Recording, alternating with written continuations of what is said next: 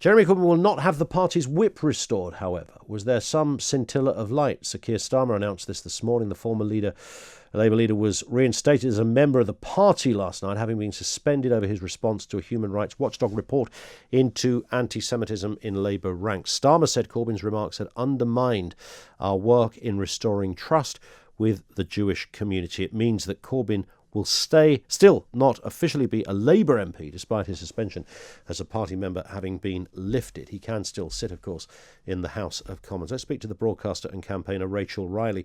I know you've watched this from the off, Rachel. You've taken a huge interest in this. I've looked at your social media feed. It's not always been pleasant, some of the stick and abuse you've got just for raising your head on this one. What were your initial responses when you discovered, firstly, that Mr. Corbyn was coming back? Disappointment, anger, confusion. I mean, it was quite clear that the EHRC found that the Labour Party broke the law. They unlawfully harassed and discriminated against Jews, and then he left Keir Starmer no choice with his comment that said that it was political opponents who had exaggerated this, and it's hurtful because these are the type of things that have been thrown at me for now 2 years. You said I was a lifelong Labour supporter. I'm not. I'm a swing voter. I've been quite open about my politics. I'm a centrist. I'll vote for who I think is right at the right time. But to have your motives questioned over and over is what the EHRC said. It forms part of the anti-Semitism, because for Jews to make this up, to smear a good anti-racist, as we're told all the time, we have to be liars, we have to be deceitful, we have to have an ulterior motive, an agenda. Maybe we're working for Israel, maybe we're being paid. All classic anti-Semitism. And when Jeremy Corbyn made that comment, knowing what Keir Starmer was about to say about there's no place for that in the Labour Party, he was daring him to suspend him. It was the right decision. To see when cases have taken over a year to even be heard, some cases have just disappeared. The process has been so opaque. And just awful, basically just not fit for purposes, what the EHRC came up with. So for this to be rushed through in a few weeks, and for Jeremy Corbyn to be reinstated, it's the NEC saying that he didn't bring the party into disrepute. It condones those kind of messages, and it emboldens the kind of outriders who I'm familiar with on social media, who spend their time abusing Jews. And even as I woke up this morning, Margaret Hodge was the latest subject of attack, and another Jewish woman. And in their protestations that we're not anti-Semitic, they continue to attack Jews. I mean, it's what can you, as a Jewish woman, what are you making of this, Rachel? Because I'm not Jewish, but I've tried to get my head around what the thinking is. I said just before we spoke, is the Israel thing the kind of springboard that sort of allows people an open goal as they see it? I'm really glad you're actually addressing this and you're thinking about it, because I had to do a lot of research, because I'm Jewish and my mother's Jewish. We're not religious in the slightest, but we have our family history. I take anti-Semitism extremely personally, and I know that Jews aren't lizard people and all these kinds of conspiracies you hear.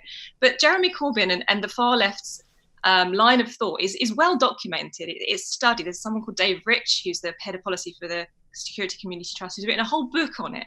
And the left, they see it as the elite few with money who control everything and everybody else.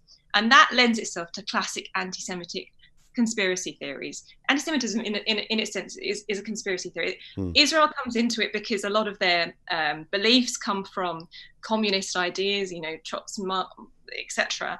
And when Israel became friendly with America during the Cold War, Russia, who was then friendly with Israel, which began as a socialist utopia, then turned on it as a because it's friends with America. And these far leftists are buying into classic Soviet Russian anti-Semitism, and they can't disassociate Jewish people from this imaginary group of elite people with money and wealth who control everything. And that's where the classic anti-Semitism comes from. Yeah, and of course it was I think the first time in the Labour Party that the Corbyn sharing of the hook-nosed banker image on Facebook, which he either liked or shared or something like that. That, as I remember it, Rachel, I stand to be corrected, was kind of where this story seemed to begin.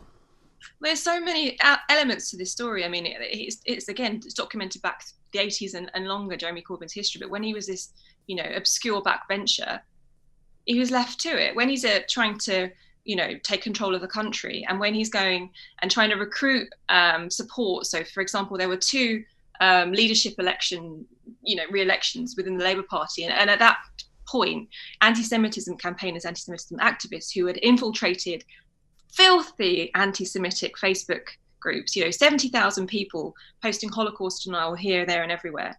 They found Jeremy Corbyn in there, for one thing, Palestine Live Facebook group, but they also saw occurrences of people suddenly posting, join the Labour Party, vote for Jeremy Corbyn. So, there's one sense that it was widely reported that, they didn't get a handle on the anti-Semitism problem. The EHRC went further and said they chose not to. They had processes that, for things like sexual harassment, they could have done better if they wanted to. But when you actually look at why this has come about, why, in 100 and something years history of the Labour Party, there's suddenly a problem under Jeremy Corbyn, it's because the people that are around him all share the same politics, and they swim in this level of anti-Semitism. To be able to accidentally repost Holocaust denial, you have to be positively surrounded by it. A slip of the mouse, as it were. Not.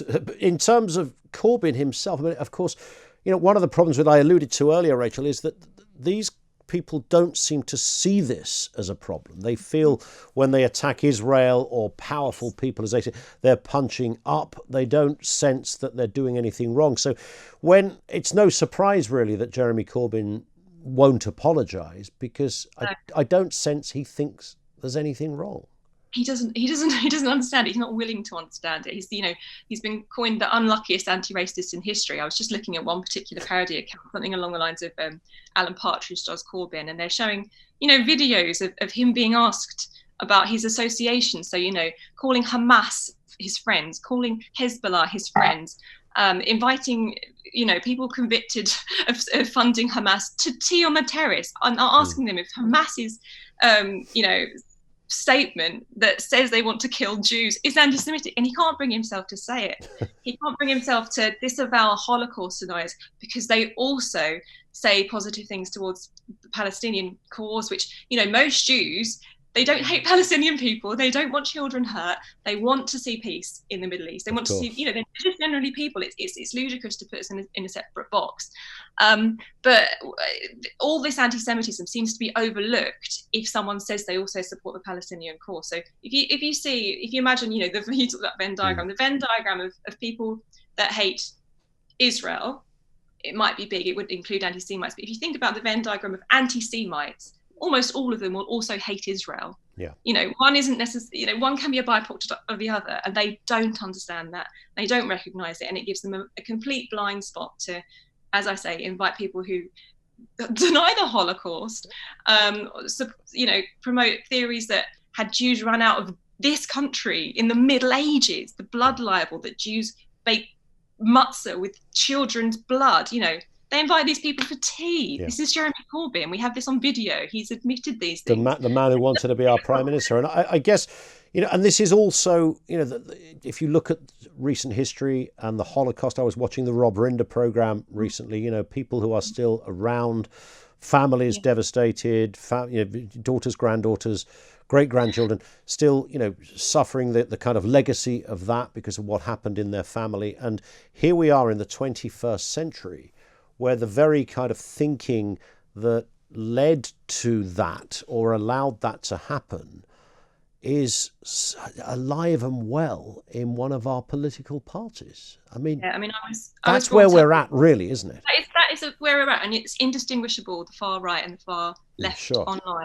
A lot of the memes, there's been cases of the far left, these Corbynites, requesting permission from far-right websites to be able to post neo-Nazi memes. And I was brought up hearing from Holocaust survivors, and it viscerally affected me. And I know that, there aren't too many left now. They're getting older, and the baton is being passed to fight anti-Semitism. And, the Holocaust is widely taught, especially amongst Jewish people. But the Jewish history, my family came to this country from Russia, from Soviet Russia. They were fleeing the pogroms. If you look at Jewish history from from Christian times, from the year 300, when they decided that Romans were converting to Christianity, so let's blame the Jews for Jesus's death.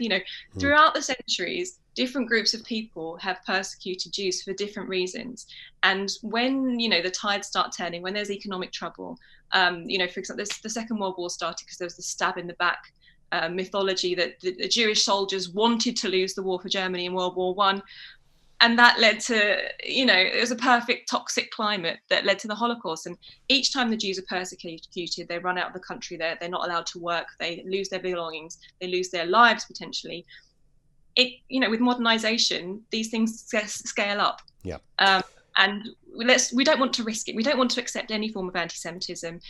British Jews especially, they generally like to keep their heads down. They don't want to call attention to themselves because we have a history of not being accepted. We don't want to draw attention to this. We just want to get on with our lives, play with our babies. Do you think, indeed, do you think though, Rachel, just a final point on this, that the Labour Party can move forward now, because we have this announcement from Keir Starmer, just over an hour ago, saying Corbyn cannot sit as a Labour MP. It doesn't stop him sitting as an MP. He'll still be there, and you absolutely know he will be there on those green benches.